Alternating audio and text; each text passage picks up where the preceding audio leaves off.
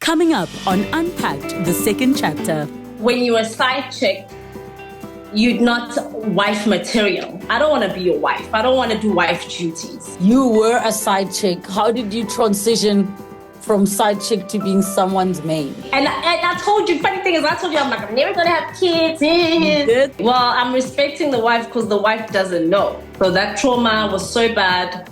I was just single for 3 years straight, no sex, no luck, nothing. I told him, if you leave your wife, I'm leaving as well. Previously on Unpacked. In many cases, wives are nagging, wives are... So your husband or your partner needs a stress reliever. So I'm the stress reliever. You are just there for his money or whatever. You are not there to ruin things. You mustn't be the devil. What was your main intention with the school? Just to teach the side chicks how to handle these type of relationships. Being the side chick becomes more about control. So if you are a main, you are more vulnerable to being hurt because you were hurt in the past. Thank you. Yes. And at the end of the day, it seems like there is a demand out there for what you do. Yeah. So you're not quitting anytime soon? Oh, no.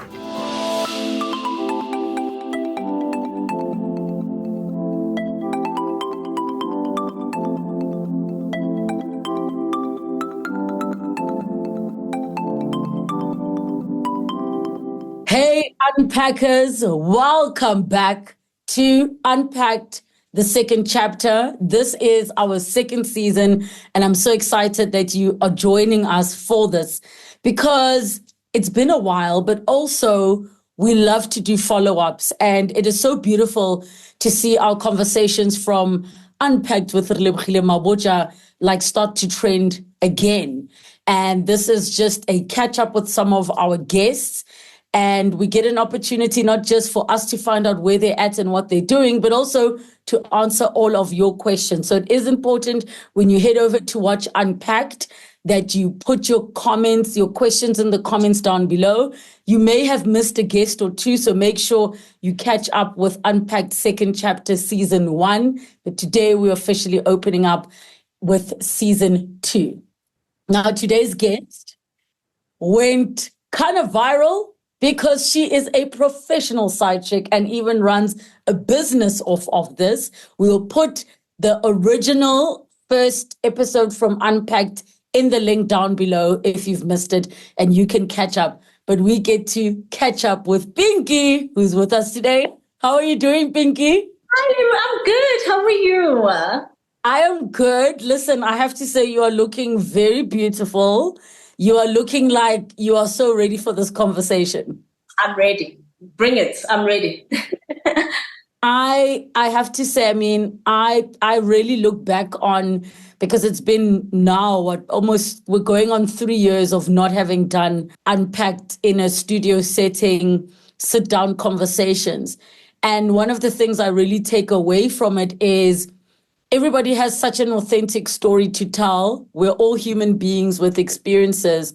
And I wonder for you, did you come out of that episode feeling like you were being quite judged? Yeah, I think I expected the judging part of it. But what crushed me was the Christians who are attacking me as if I've never been a Christian or I don't know what I'm talking about. That was my main thing. Otherwise, with the non-believers, I was like, I'm used to that. I'm used to that backlash. So in terms of the Christians attacking you, do you mean because you are a Christian or because they feel that a Christian like yourself, being the child of a pastor, should be doing the things that you do or making the choices that you made? Yes, it's all of that. And another thing is, Christians always want to portray themselves as if they are not sinners. If they weren't, I was going to be fine with that and see that, okay, fine, Pinky, you are so wrong. But if you're still sinning, you have a baby out of wedlock, come on, don't attack the side chick. Allow me to be. You've been doing if I call it the monetizing of side chicking, professional side chicking for a while now. Do you feel like at the same time when people are being critical, they're not aware that these things are happening anyways, and you just were comfortable to open up, to speak about it publicly. Yes, I feel like so many people are so scared of the fact that it is a reality. They don't want to accept that. And questionably, I mean, if the whole side chick thing is a thing that is really off, but if he's going to marry me and make me his second wife, are you still going to attack me the same way? I think from your interview the last time, I kept on asking myself that would have been different if I was the second wife? Because, I mean, side chick, I'm still there, but I mean, hello. Yeah. Yeah. As in, like, in essence, what you're saying is the difference between yourself and a second wife is that one is official and the other is not. Exactly. And one is private and supposed to be hidden, and, you know, but the other, the second wife is not hidden. The first wife has to accept the second wife. But I mean, it's still a side chick dilemma, because come on, who's going to agree to that? I'd never want to be a second wife. So then, being a KZN girly, right, who is familiar with the concept of polygamy, why then, if somebody said to you, well, if you do believe in that, why don't you just become someone's second wife and do things culturally, do things properly? Well, the main thing for me is that when you're a side chick, you're not wife material. I don't want to be your wife. I don't want to do wife duties. That's the thing, because obviously as a wife, you have that entitlement and you have that domestic things that you need. I'm not going to cook for you, baby boo. I'm not about that life. I'm about me. I don't want to stay fair. I don't want a clingy man up in my business. I just want you when I need you for what, and when you need me for whatever. Okay, so if I understand you correctly, you don't want the parts that come with the commitment where you now are also giving and sacrificing things you don't want to. Yeah. Okay. Me being a side chick is that decision of, I don't want to be a main chick. I actually became a main after your show. I wanted to tell you about that as well. Girl, drama. We're going to get there. We are about to get there. It's just so much less.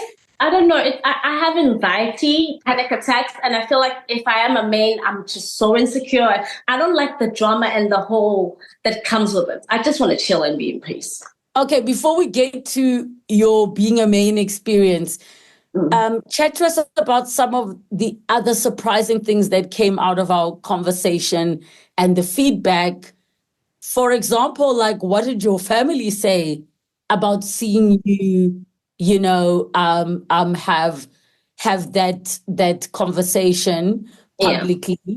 And, you know, I'm very mindful of the fact that, you know, you lost your father not so long ago. So just for everybody to be aware that when you share with us the update as to how the family took it and when they actually watched the episode, that we're aware that Papa's no longer with us, and condolences to you and the family for that. It's so weird, because after the episode, people were talking, but my family weren't really focused on it. Dad passed away in December. He only brought up the episode in September. 3 months. December 2020. 23, yes. Last year, yeah. So in September, all of a sudden, he's like, I need to have a meeting with you. And I'm just like, okay. He's like, the show that you did about side chicks, I have a pastor who came and not attacked him, but it was just on some, how could you not support your daughter during the time of the assault? And because apparently from our interview, they took out what I said out of context, thinking that when you asked me how I'm feeling right now about what happened then, I was saying I haven't gotten over it, but I had forgiven my parents. People thought I was saying to you, I'm still angry at my parents and I haven't forgiven them. So now people are coming to blame them that she's a side chick because of you guys. If you dealt, it was just a mess. And that broke my heart, because for my dad to even want to sit down in his sickly manner to come and apologize, he even apologized. He's like, he didn't know that that was what I was feeling. So then I was so confused. I'm like, what? No. And I explained to him, it hurt me so much because those are like my last few moments with him before he passes on. And it's going to be about side chicks, really?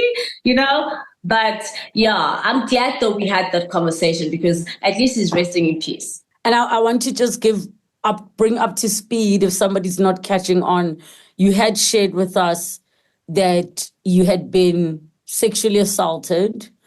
And I was asking you specifically around the fact of the kind of support that you receive from the family. And that's what you are referring to, where in essence, you're saying your dad is apologizing because based on what they understood, it sounded like you were saying they did not support you.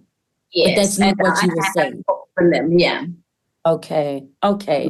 And when you had the opportunity to have that conversation with your father, and he apologized to you, even though you didn't have him around for much longer, what did that do for your relationship? Because you were always a daddy's girl. Oh, no, it never changed because he was really ill. So even at those last few months of him being ill, even talking was not even easy. So it never affected our relationship anyway because he was already like very sick. So we still had the same relationship. Maybe if he was well and maybe it was like years before, maybe it was going to be a bit different. Maybe he was going to punish me a bit or something. I don't know.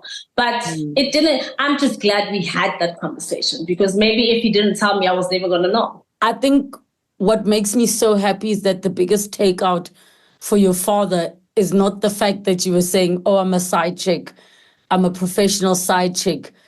He was most concerned about the fact that you may have felt like he didn't show up for you in your time of need. And I think sometimes the perception of the public may be that, oh, your family must be so embarrassed of you or so all of these things. So maybe share with us, based on the comments that you've seen, what the inaccuracies may be around what your family thought of you and the type of relationship you had with them. Yeah, I mean, it was so hectic because I couldn't finish the comments because they were just hectic. Too many. Yeah, but I saw a few who did blame my family, saying now they must fix this problem. Basically, look what you've done. Very rude and very crazy things. And I just think we all come from different backgrounds. Maybe some people do feel like, oh, my parents are supposed to stop the war. I mean, yes, I mean, it was supposed to be like that. But at that time, the church that we were in, it was those strict days where rape was going to be such a huge thing, and it was going to ruin the family name. It was going to bring drama that we don't need. I wasn't going to now have to go to court. I think another thing people need to remember, the whole thing of the victim going to court and going through the whole thing, the scene and what happened was also going to affect me, especially since I was still young, I was still in high school. So I think that's another thing I need to just tell people, that you need to also think about that. And yeah, like, I mean, we can't say I'm a side chick because of that. I met a guy who groomed me to be a side chick. I loved being that, and it just happened to play a part to the whole assault thing. So let's fast forward to the episode has aired. You get all of this feedback. One thing I will tell you is the team was inundated with requests to be connected with you because they also wanted to be professional side chicks. We just didn't pass it over to you because I feel like that's not our, primary business. How do you feel about the fact that so many people were in contact? And mind you, it was not, the people in contact weren't just women saying, I want to be a side chick, how can I be a part of it? Also men contacting us. How does that make you feel? Oh, can I just say thank you? Thank you, because if the interview didn't happen, I'm sure I wasn't going to get the booking. Well, not the bookings, but the business part of doing the hookups. And my school went crazy. I couldn't handle the amount of people DMing me, requesting, wanting to know more. I actually felt like I really need to open a real school so I can control it, because it was just like crazy. A physical school where there are desks, like, is it beds? In order, yeah, because on the phone, it's like, calm down. It's just too much. There was too much traffic. But I'm so grateful for that episode, even though the backlash was there. But I mean, overall, I made money. And it's thanks to you.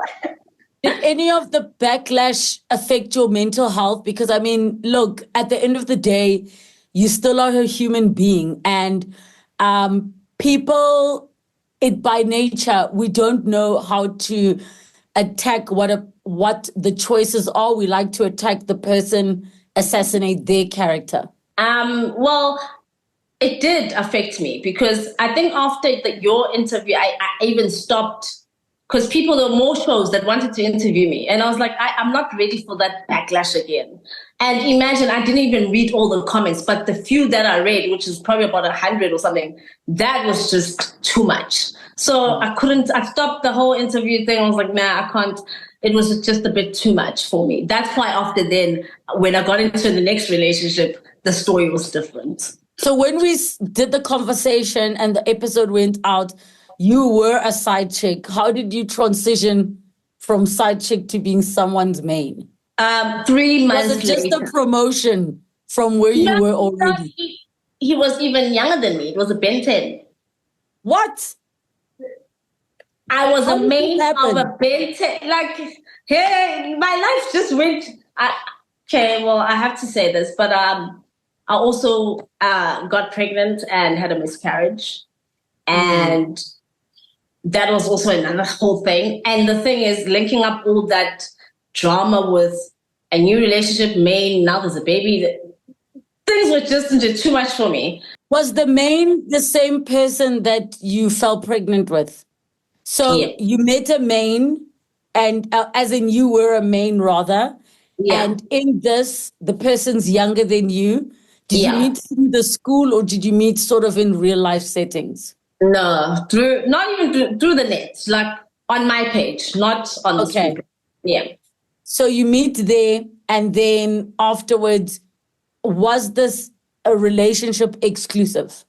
Yes. The only problem is, well, I'm sorry, if he's watching this, I'm sorry. But at some point, it just then felt like, because when we were chatting, I didn't know that he was younger than me. He doesn't look younger than me. I only found that out during our relationship. But at some point, it just felt like he was so excited to date the principal. Like, it wasn't even about. And then when the baby came, he showed his true colors. That he was. As in you finding out you're pregnant. Yeah. He then was like, he's not ready for it. So we broke up. And then 5 months, because I lost my baby at 5 months. So I'm so sorry that you had to go through that. I know many women that are, have suffered a miscarriage. They really struggle in silence. It's something that people still don't talk much about. And for many mothers, which you were, are. Once you are a mom, and from the time that little person is in your belly, tell me, were you excited to be a mother? So excited. The timing was perfect. I don't know why, but it just felt good. I even named him or her Amori, which means love in, like, what's the Italian? Yes, Sicily, Italian, whatever. Yeah. So it was Amori. She or he was going to be born in August. So I lost the baby in May. When you're ready. And I told you, funny thing is, I told you, I'm like, I'm never going to have kids. But when that didn't happen, And after that, I just took a 3 years break from everything. No relationship, nothing. You lost baby, and at some point then that meant you were doing the pregnancy on your own because dad disappeared. Did that mean you were fully prepared to be a single mother? Oh, totally. I think it just felt like this is what I needed. Maybe even being a side chick wasn't even part of the plan or whatever anymore. It was just about the baby. Everything was just about the baby. How have you been healing since that time? Ooh. It was difficult because I never understood. I've never been pregnant ever. Like I wish, and I'm not saying I wish that maybe I had an experience of an abortion or something. Like I've never. So for me, it was so beautiful. I just wanted to be pregnant again, afterwards. But obviously I couldn't. Like, oh, yeah, that was the worst pain. Like that phase in my life was just. Ooh. I'm still actually healing from it because I know the birth dates. I know when the miscarriage happened, and it was traumatic. So that trauma was so bad. I was just single for 3 years straight, no sex, nothing. I just focused on myself, and only to then go back to being a side chick, and this time to a married man. Oh, so you decided to go back to being a side chick. This man is married. How did you meet this man? Instagram. So he was in your DMs? Yeah. Is he like a public figure or he's just a person? Do I have to say that? Yes. Listen, we are unpacking these boxes. Yeah, but only up to that. He's a public figure. So he's not a public figure. I mean, I'm not going to ask you to name anybody. We don't name people. Name, no. So public figure is known. So you knew from the start that he's married. What was he offering you that was enticing? It's still new. So it's like 6 months or something. He's so emotionally invested in me. That's something I'm not used to. I'm used to relationships that, hey, you're going to go away for the weekend, but there's no emotions making me feel loved. Whether he does or not, I don't care. But he made me feel like a woman again because after what I went through with the miscarriage and the drama, I just needed someone to just tell me that I still deserve to be loved in a way. And if it's called love bombing, he's still doing it. I feel loved. He loves me. Wow. Yes. Yeah. Do you love him? Yeah. I love him. So if you do love him then, and here's the question that I know many of those watching are going to wonder is, if you do still love him, what is the end game? Like, if you're like, I love this man, but you know he's married and committed, what is the end game? Is it that he's promising he's going to leave her, or what is it? I told him, if you leave your wife, I'm leaving as well. I don't want him to leave his wife. I'm happy where I'm at. There's no end game. I haven't thought that far. I won't lie, because I mean, it's only been 6 months, and I don't want to be like. But I'm happy. I just want to enjoy this moment, and then I'll deal with that when it comes. But I don't want to marry him. I don't want to marry him. I don't want to miss his marriage. Like, no. Okay. I'm happy though. I'm happy.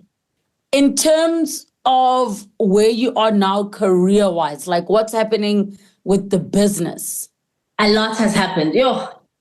I'm on my 11th page on Instagram. Since I've been on the previous interview.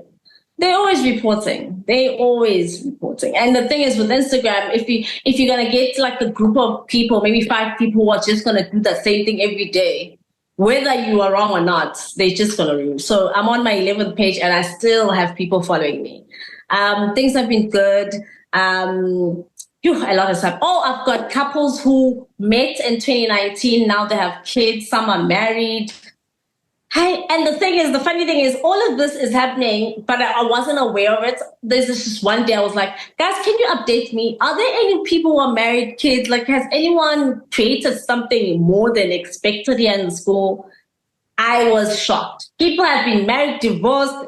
Yeah, I'm like, guys, these couples, you're talking about people that met through the side chick school and platform. Are you saying that these same people, did they go monogamous and then say, we're going to have a child, get married? That's what you're saying?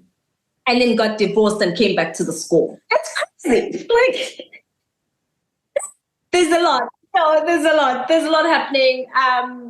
And many babies. And last time I spoke to you, we spoke about this whole thing, and I told you I'm not for that. This whole thing of just making babies, because I mean, come on. But yeah, it happens. It happens. A lot has happened. More people. Oh, and internationally as well. I've got clients. Oh, not clients. Students in other countries. Australia. I've got clients in, what's that place that was awkward? Berlin. Something like some funny place, but it's South Africans who have moved that side that are just trying to link up with other people. So thank you. I'm everywhere now. I have to say, I know this show has reached many people and done a lot. I did not know it was doing that. But one of the coolest things that we love to do is read all of your comments. And, you know, the purpose of this follow-up from when we sat down together with the guests is that we get to ask some questions. So are you ready for some viewer questions, Pinky? Ooh, I'm scared, but bring it. Don't be scared. Don't be scared. All right. We have a question from a viewer who watched on YouTube at Gumete3199. They were asking, Batong, her learners pay school fees? Yes. And the thing is, I even explained it the last time that it's not what is it? You are not forced to do it, but people do show appreciation and just say, I mean, I do have happy couples. I do have people who have hooked up with 10, 20 girls, who knows? And they always come back and just pay me and say, thank you. You know, it's not that you are forced to do it, but I mean, I've got girls who get 50 grand from a hookup. They don't even tell me. I didn't even get that 50 grand. So, I mean, you know what I mean? So, yeah, they pay school fees once in a while. All right. Another question from Soulstick Mommy, who asked, she speaks of respecting the wife, but how are you respecting the wife when you are already sleeping with her husband? I mean, is this what we women do to each other? Okay, well, I'm respecting the wife because the wife doesn't know. The respect goes away when I want her to know that if she's happy at her home and doesn't know that her man is cheating, it's just me and her that knows. So yes, I'm respecting the wife. Okay, and just to reiterate, the first time we spoke, you know, you said that what you do saves so many marriages. Just remind us again what you mean by that. In many cases, not relationships, but marriages, especially marriages. I've never been married, but from the stories that I've heard from friends and even my students who are married wives, they come to me and say, my husband doesn't sleep with me anymore. He's always out. He's always doing this. I haven't had sex in 2 years. I've been loyal to him for 10 years. You know, I need to hook up with someone. Or in situations where how a side chick helps the marriage is when a guy goes to work, when he comes back from work, you are there with the pots and you are ready to scream at her and scream at him and give him all the things that he doesn't want to hear. If he starts by me, seeing me, and I give him a quickie, he gets to you, it's fine. Whether you shout at him or not, he's still fine. He got his cookie, he's fine. There's a lot of things, even like with venting. Men vent a lot about their wives to their side chicks. And if I didn't respect the wife, I was going to be going on social media like, ni babo nje. They're happy, but I know that she was wearing a red thong that doesn't match the bra. You know, I don't do that. So for you, the respect is the fact that you ensure you participate in the wife not finding out. Yes. Okay. So another question is from Nomtunzi Magita, who says, what's the difference between being a pimp and what she's doing when she organizes dates? Well, honestly, it's just that I think being a pimp is illegal or something. I don't know. But people always have make this whole pimping thing a huge thing. I don't care whatever people call it. All I know is that if you say you want a girlfriend, I can get you a girlfriend. If you say you want a fat girl, skinny girl, ugly girl, tall, I can do it. But I'm not I don't know. I feel like pimping is more like ghetto. I don't know. Like, I don't know. And the thing is, I'll tell you what I initially thought, right? When I thought about the difference between pimping and what you do. Yeah. So in my mind, pimping out is you are basically the manager or the agent of sex workers, and you take a cut of what they earn from being sex workers. Yeah. And in my mind, that's what I saw as different. Yeah. I don't know what your thoughts are based on what I said. True. Also, another thing with the whole sex workers thing, I've heard you have to like pay the pimp, right? Like it's like you owe the pimp, because when they take you to be a sex worker, they tell you that from today you owe us 10,000 rand. So every guy you sleep with, you must give us a share. No one is forced to sleep with anyone at my school. Even when I hook up, it's not a hookup of you're going to sleep with someone. It can be a date. It can be, I need people to go out for drinks with. I need this. It's never always about sex, and it's never always about marriages, and it's never always about, it's not a bad school. Things happen, but I mean, nah. Okay, I hear you. And then the last one, at Peter Maluleke 7011, says the reason why a lot of people may frown upon what Pinky's doing is that she's bold enough to bring it to light.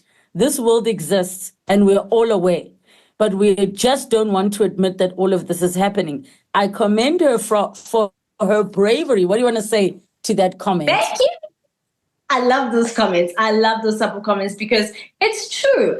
And the thing is, in our times, the good people, or people who are known to be good presidents, pastors, are having side chicks. It's just that people don't know about it. You have people like us who are proudly side chicks. And with my school, I teach them not to flaunt or be a home wrecker and destroy relationships. Obviously now I've seen even on other social medias that side chicks, these young ones are doing the worst. They, taking pictures of the people's houses while the husband is sleeping and the wife is not there. Like, it's chaotic. And I feel like so many people are always attacking me because they're thinking I'm that type of side chick. So yeah. But thank you for that comment. I like that. I'm very brave. Have you ever had married women come to you? No. So you don't have any side that you are training for married women? As in, like we spoke the last time, that there are married women who want side. Yes. Yeah. Oh no. That's still a thing. Hey, and I think it's because men feel like since she's unemployed, her life depends on me. She would never cheat because where's she gonna go? Who's gonna look out of the kids? But now, social media. And the thing is, all I do is just give you a handle. What happens after? If the conversation moves to WhatsApp, I'm not there. I'm not using WhatsApp. You know what I mean? So it's married women. It's sad because I won't lie. That's why I don't want to get married, because married ladies just freak me out. I don't think if I was married, I would never cheat on my husband. That's the thing. That's how I feel, and it just sucks. So then let me ask you this. In this very moment today, considering everything that you've been through, do you still want to eventually be with one person in a monogamous relationship? No, still. And you know what the problem is now, because even from the other comments, people always say, karma will get you, karma. I lost my dad. Nothing's going to be worse than that. I feel like the miscarriage of my dad is, if it was karma, nothing's going to beat that. So I'll never, no. I can have a boyfriend, but I don't think I want to get married. Maybe I could be a man, but with marriage, I'm scared of marriage. I don't think I'm ready for that. Yeah, it's a huge step. So in closing, what is the final thing that you'd like to share with all the viewers? Nothing has changed. I'm still a side chick and I'm loving it. Please follow my school. Nothing has changed. Still a side chick and loving it. Even though you had a stint of being a main, you are back to doing what you do. I'm going to say this to you, Pinky. Firstly, thank you for sharing with us. I do hope that you take the relevant time and get the relevant support to continue your healing journey from what happened to you in high school with a sexual assault to losing a child to losing your father. And I think that healing journey is going to be such a critical part of your growth as a young woman, outside of the choices you are making, because, you know, who are we to say, oh, you are this because of this? Yeah. All of us, but I just wish you healing, because the things that you've gone through are not easy. And for me, my concern will always be that part. So I wish you all of the best. And I hope you can just find a place where you're doing a lot better. I mean, you spoke about being anxious and all of those things. They don't make life easy. I hope you find yourself in a place where you are doing, how do I say, you're doing not demure, cutesy, and mindful. You're doing peaceful, calm, content. Yeah. Sure. Yeah. Thank you so much. Thank you. Thank you for coming through. Thank you for coming through to the second chapter. We're officially back. Season 2 of the second chapter of Unpacked with Relebogile Mabotja. Continue to catch up with old episodes. Send your questions through, because you might be seeing them right here on this show. And more importantly, tell us which of the guests that we've had on the show you would love for us to bring back in the comments down below. If you have not subscribed, what are you waiting for? Hit the notification bell so you can be the first to know that a new episode is up and back. From me, Relebogile Mabotja, thank you for coming through. A new season is here, and I'm glad you're going to be joining us for it. Don't forget as well to follow us on the socials at Unpacked Show on all of the platforms, including on TikTok, and spread the word and share that we are back. Next time on Unpacked, the second chapter. I live HIV. Leng phila nayo. Ngene jele nge-negative ngaphuma nge-positive. We find gore a lot of men, they will never tell gore they were raped. I'm a parent of rape. I don't know my father till today. You know, you shared with us before gore you tried to commit suicide more than once. Last year I shocked people, lots of people in South Africa. Ngihambile ngaya ngaphakathi ejele. Ngaya kulabantu abangidlengula ngathi to my rapists, I thank you. I forgive them. Is there anybody that you would love to see on the second chapter? Maybe there's a question that you think I should have asked, or something that was burning after you watched and you wished you could have the guest back. Maybe you were confused, or maybe you felt like, there's definitely more to the story. Comment down below and let us know who you'd like to see, which story you'd like to revisit, which guest you'd like us to invite back for Unpacked, the second chapter.